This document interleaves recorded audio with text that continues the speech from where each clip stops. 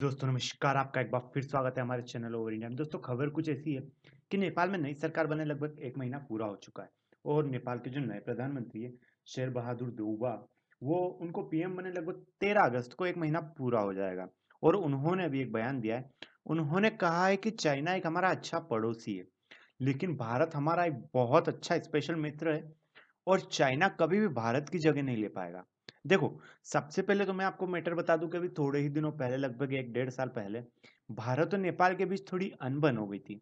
यानी कि नेपाल की जो जो बाउंड्री लगती है भारत के साथ, वहां पर एक क्षेत्र आता है भारत का, लिम्पियाथुरा, काला पानी, लिपुलेखा, ये 3 जगह है अलग अलग। इसका पहले का नाम है लिम्पियाथुरा, दूसरे का है काला पानी और तीसरे का नाम है लिपुलेख।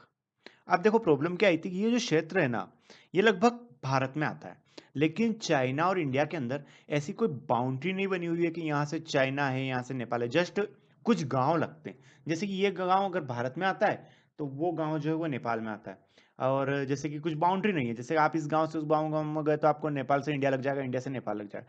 तो उसमें प्रॉब्लम ये आ रही थी कि कुछ क्षेत्र है जो नेपाल अपना मानचित्र पहले बताता था ना, उसमें उसने कुछ चेंजेस किए। और उसमें ये 3 जगह जो पहले वो उसके मैप में नहीं बताता था, लिम्पियाथुरा, काला पानी और लिपुलेखा, इसने उसको नेपाल के अंदर बताना चालू कर दिया।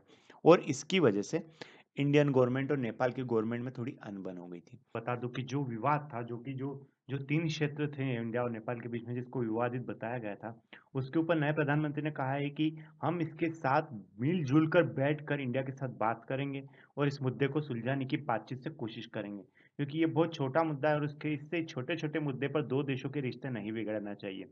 ये चाइना को एकदम साइड करने वाला आंसर था और इससे मतलब चाइना एकदम सटपटा गया है, क्योंकि उससे हाथ से एक बहुत अच्छा देश, जो कि भारत का भी मित्र पड़ोसी देश है और चाइना का भी मित्र पड़ोसी देश है, वो लगभग चाइना से हटकर इंडिया के पक्ष में आता दिख रहा है। इसलिए चाइना को बहुत भयंकर मिर्ची लग रही है और चाइना एकदम सटपटा गया है।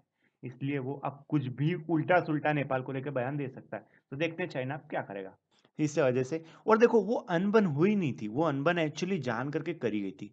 क्योंकि जब भारत और चाइना की आर्मी जब आमने सामने आ गई थी भूटान की वजह से, सबसे पहले भूटान विवाद से शुरुआत हुई थी।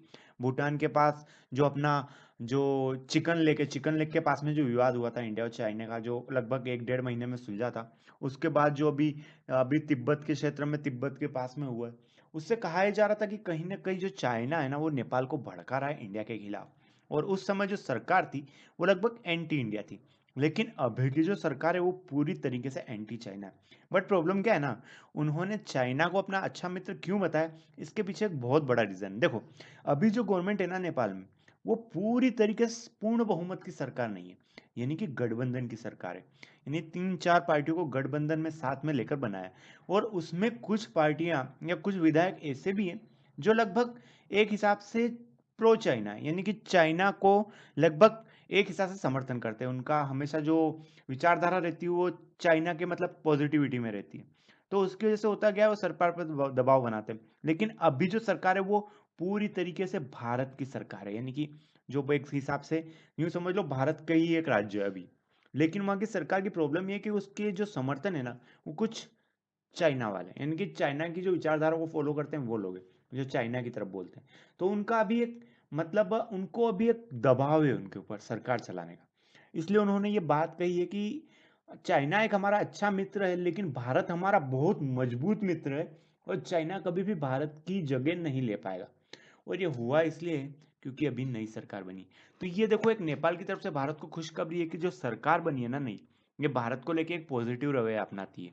ये भारत की प्रो भारत है, यानी कि भारत के साथ चल के आगे बढ़ना चाहती है। और इसी के साथ साथ हमारे यहाँ के एक प्रवक्ता ने भी कहा है कि भारत नेपाल को विकसित बनाना चाहता है, नेपाल के अंदर विकास करना चाहता है और नेपाल को आगे बढ़ाना चाहता है।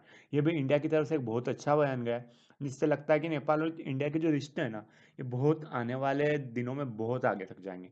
सो अभी के लिए इस वीडियो में इतना ही। थैंक यू, धन्यवाद, वंदे मातरम, भारत माता की जय।